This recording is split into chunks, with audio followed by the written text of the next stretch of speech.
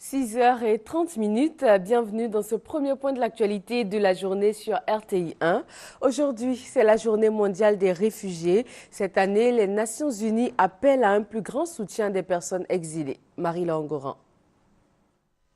Prenez une minute pour soutenir une famille contrainte de fuir. C'est le thème choisi cette année par la communauté internationale pour célébrer la journée mondiale des réfugiés.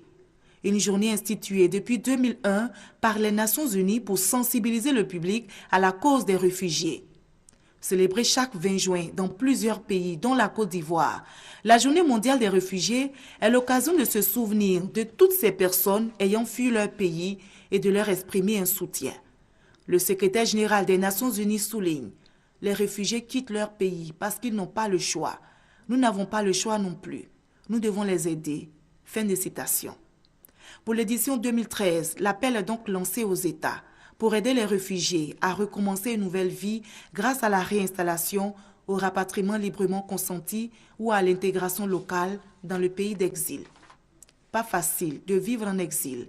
Les autorités ivoiriennes, avec l'appui du HCR, le Haut Commissariat des Nations Unies pour les réfugiés, le Sahara, le service d'aide et d'assistance aux réfugiés et apatrides, ont favorisé le rapatriement volontaire de réfugiés ivoiriens installés dans les pays de la sous-région après la crise post-électorale.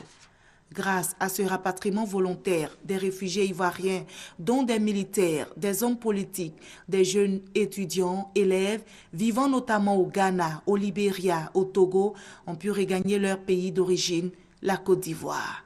Et justement, en Côte d'Ivoire, les efforts se concentrent sur la promotion de la paix, la réconciliation nationale, des efforts qui devraient encourager tous ces Ivoiriens encore en exil à regagner leur pays.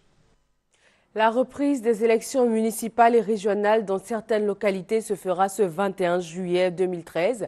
La décision vient du Conseil des ministres tenu hier au Palais présidentiel. Jérôme Kofi Aboula. Comme au football, le Conseil des ministres de ce mercredi 19 juin 2013 a duré 90 minutes, précisément entre 10h30 et 12h. Lieu de la rencontre, le Palais présidentiel, comme la plupart du temps. Les sujets traités au cours de cette réunion, il y en a eu à foison, mais deux à retenir au terme du point presse habituel consécutif au Conseil. D'abord, la reprise des élections municipales et régionales dans certaines localités, scrutin partiel prévu le 21 juillet 2013, comme indiqué par le porte-parole du gouvernement. Ces élections partielles vont concerner les circonscriptions électorales de Anyama, de Bétier et de Doropo, en ce qui concerne les municipales. Et ces élections vont concerner la région du Kyologo, en ce qui concerne les élections régionales. Les élections ont lieu à la date du 21 juillet 2013. La campagne électorale est ouverte le samedi 13 juillet à 0h jusqu'au vendredi 19 juillet à minuit. Ensuite, le projet de construction de logements sociaux ou économiques, un projet si cher au président de la République, Alassane Ouattara, toujours au dire du ministre Bruno Nabagné-Koné. Un compte-rendu relativement détaillé a été fait par le ministre donc en charge de la construction qui montre que les choses avancent bien parce que les entreprises promotrices en matière de logement qui étaient candidates pour construire ces logements ont été retenus. Donc il y a 46 promoteurs qui ont été retenus et 256 constructeurs. Et comme nous l'avons dit précédemment, ces constructions concernent Abidjan, mais concernent également l'intérieur du pays. Et donc tout est mis en œuvre pour que les premiers terrassements se fassent dès la fin de la saison des pluies et que les premières maisons témoins soient présentables avant la fin de l'année.